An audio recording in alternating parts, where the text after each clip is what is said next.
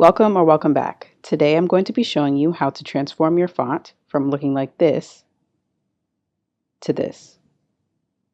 Let's get started. So the first thing you want to do is change your text.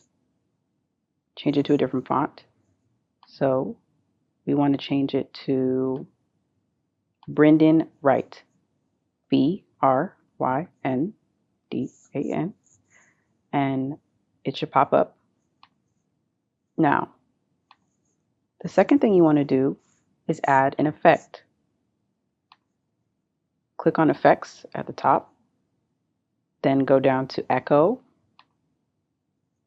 because we're going to add an echo effect.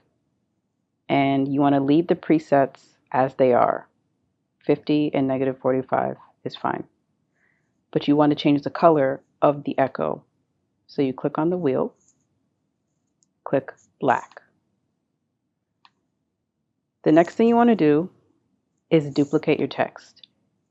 You can either click the three dots, click duplicate, or Command D on a Mac or Control D on a PC. After you've duplicated, you want to line it up with the text and move it slightly above the bottom layer. Just a little bit, not too much. Just like that. After that, you've got your animated text. So there you have it.